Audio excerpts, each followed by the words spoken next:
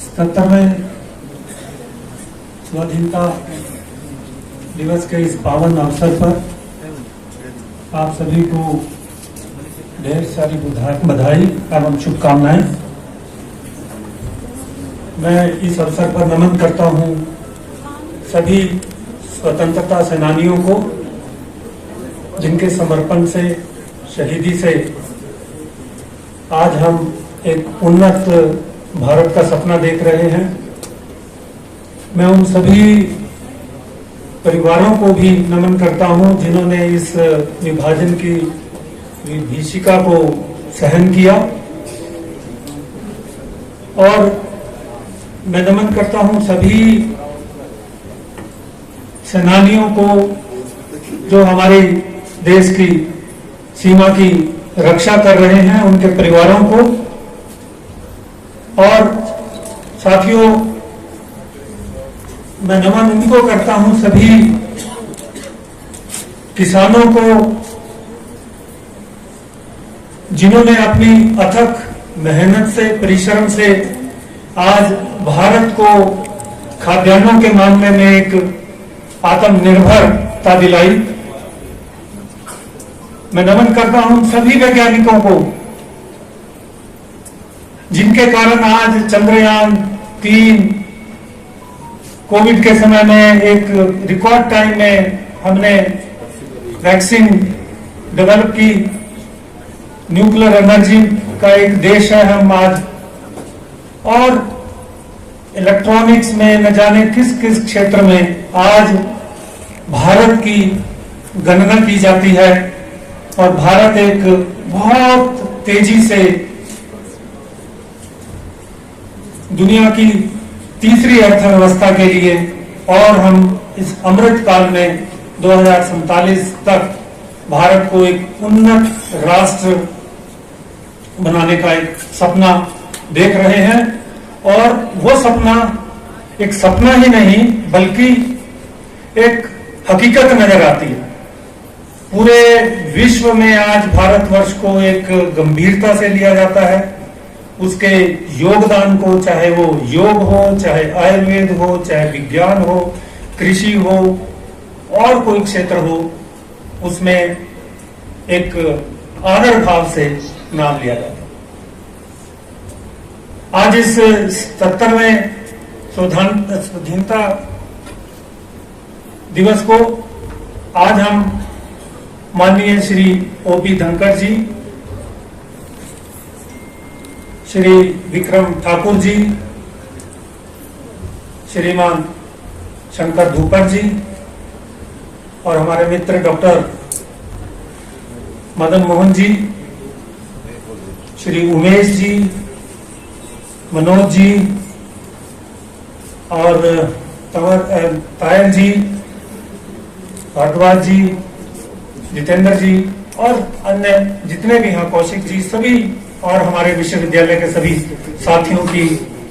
गरिमामय उपस्थिति में मना रहे हैं। मैं पूरे चौधरी बंसीलाल विश्वविद्यालय की तरफ से आपका हार्दिक अभिनंदन करता हूं और स्वागत करता हूं। साथियों, आज भारत को युवा शक्ति के रूप में जाना जाता है, जिसमें जो कार्यशील वर्किंग पॉपुलेशन है वो विश्व में सबसे ज्यादा है, 65% के करीब। 25 साल से नीचे आयु के जो युवा है वो 50% के करीब है। जो हमारी मीडियम एज है वो भी 29 वर्ष है। पूरे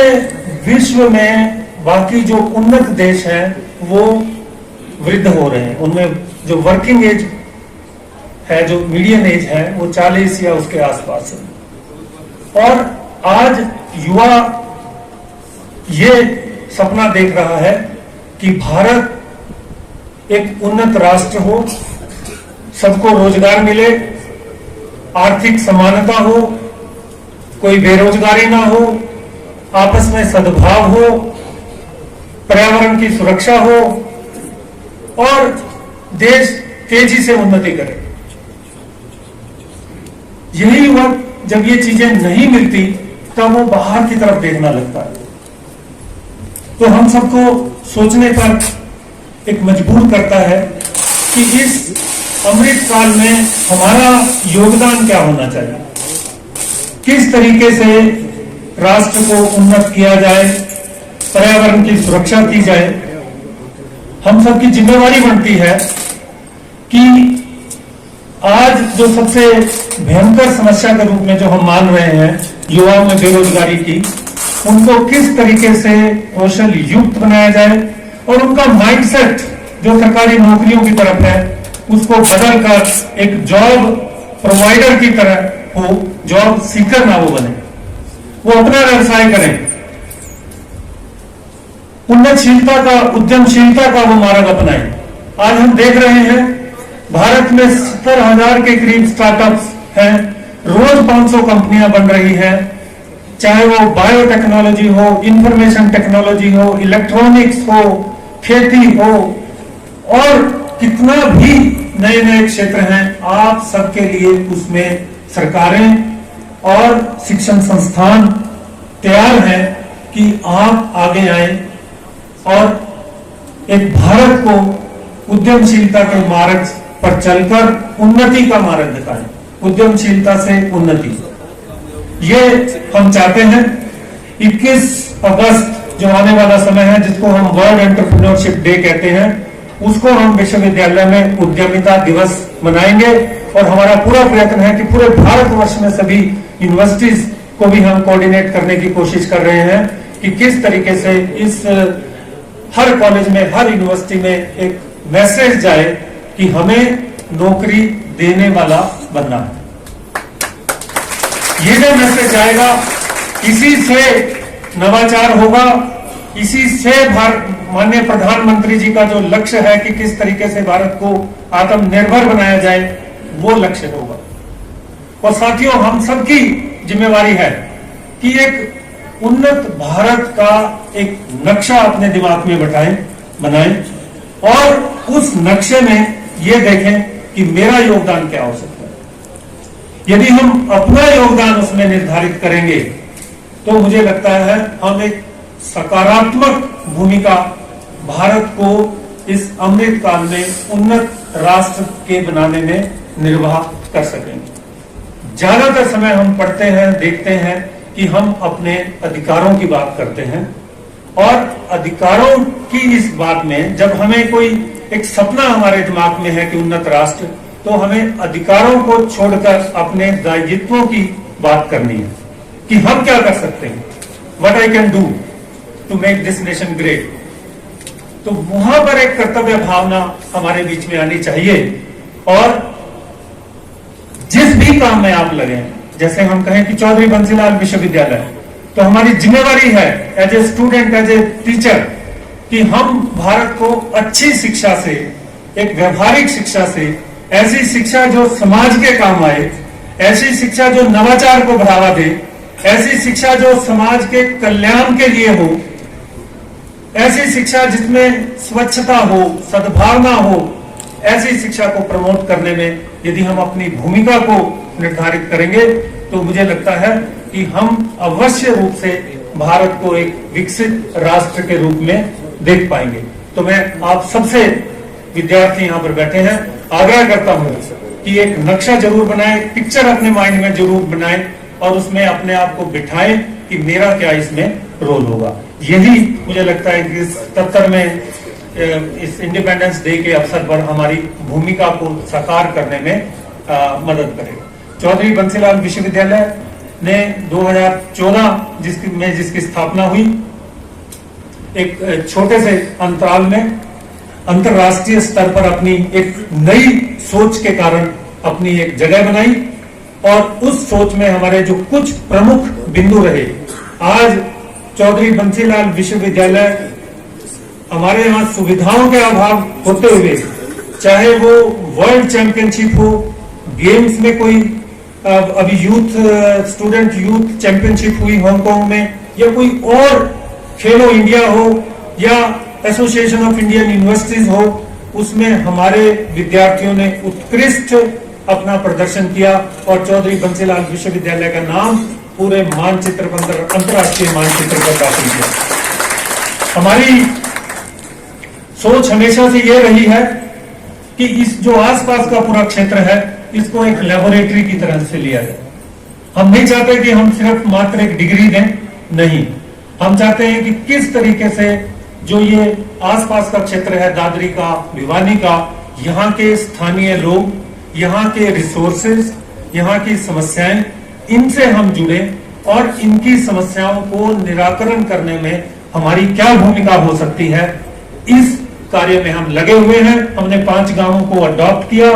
अभी प्रेमनगर गांव में एक लाइब्रेरी बनाई, कुछ डिजिटल लाइब्रेरी और भी बनाई। हमारा सारा का सारा ध्यान इन्हीं चीजों में रहता है कि किस तरीके से हमारी लोगों के साथ सहभागिता बढ़े। तीसरी बात मैं ये कहूंगा, आज पूरे राष्ट्रीय शिक्षा नीति की बात हम कर रहे हैं। चौधरी बंसीलाल विश्वविद्यालय एक ऐसा विश्वविद्यालय है जिसने 2019 से, शिक्षा नीति 20 में आई, 2019 से जो राष्ट्रीय शिक्षा नीति के मूल तत्व हैं, आत्मा है कि किस तरीके से एक मूल्य पूरक ऐसी शिक्षा जो होलिस्टिक डेवलपमेंट की बात करती हो, ऐसी शिक्षा जो पंचकोश के सिद्धांत को फॉलो करती हो, ऐसी शिक्षा जो भारतीय मूल्य दृष्टि को, इंडियन नॉलेज सिस्टम को ध्यान देती हो, उस शिक्षा के ऊपर हमने राष्ट्रीय पाठ्यक्रम बनाए, यूजी लेवल पर, पीजी लेवल पर, और दोनों पाठ्यक्रमों को अपने सभी के सभी कॉलेजेस में और यूनिवर्सिटीज में इंप्लीमेंट किया और सारी यूनिवर्सिटीज को भी हमने इसको सप्लाई किया, दिया, और उसकी एक बहुत बड़ी एक प्रशंसा भी है और एक हमें सेटिस्फेक्शन भी है कि अब हमारा जो विश्वविद्यालय है वो शिक्षा के साथ साथ मूल्यों को, मानवीय मूल्यों को इंटीग्रेट कर पाया है, जिसकी आज सबसे ज्यादा जरूरत है। इसी श्रृंखला में आज एक बात उठती है कि शिक्षा में बच्चों को किस तरीके से उनके जो उनका टैलेंट है, जो उनका पैशन है, जो उनके, जैसे अभी मैंने एक जापान की किताब, जापानी बुक पढ़ी, इकिगाई, एक छोटी सी किताब आप सबने पढ़ी होगी। उसमें वो यही कहता है कि कुछ मकसद होना चाहिए जीवन का। मैं सुबह बिस्तर से क्यों उठूं, मेरे लिए कुछ प्रेरणा होनी चाहिए। उस प्रेरणा को तलाश करने में हमें बच्चों की मदद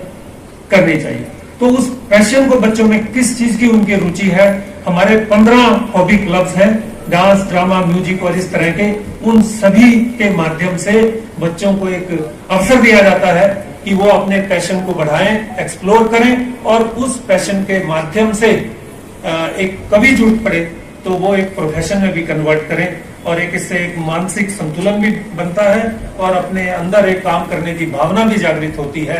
तो ऐसा हॉबी क्लब के माध्यम से हमने कुरिकुलर और एक्स्ट्रा कुरिकुलर एक्टिविटी को शिक्षा में जोड़ा, जो सबसे पहला एक, वैसे तो हॉबी क्लब बहुत मिलेंगे, पर उसको इंटीग्रेट करना, शिक्षा का हिस्सा बनाना। आज उसका इवेल्युएशन भी होता है, बच्चों को इवेल्युएट भी करते हैं, एग्जाम भी देते हैं, और उस तरीके से उनका एक मूल्यांकन करना, ये भी पहल हमने कही। हम शिक्षा नीति को पूरी तरह से इसको इम्प्लीमेंट करने के लिए हमारे यहाँ वातावरण पूरी तरह से बन चुका है और हम कृत संकल्प है। सरकार की नीति है कि 2025 तक हमने इस साल पीजी लेवल पर कर दिया, अगले साल पूरी तरह से यूजी लेवल पर हो जाएगा। तो 2024 का जो बैच होगा उसमें हम पूरी तरह से जो राष्ट्रीय शिक्षा नीति 2020 है उसको हम इम्प्लीमेंट कर पाएंगे। मैं ज्यादा ना बोलता हुआ पुनः सभी मुख्य अतिथि महोदय का, सभी हमारे अतिथिगणों का, आप सबके प्रति मैं आभार प्रकट करता हूं और इंडिपेंडेंस डे, 77वें इंडिपेंडेंस डे के इस पुनीत अवसर पर सबको बधाई और शुभकामनाएं देता हूं। जय भारत।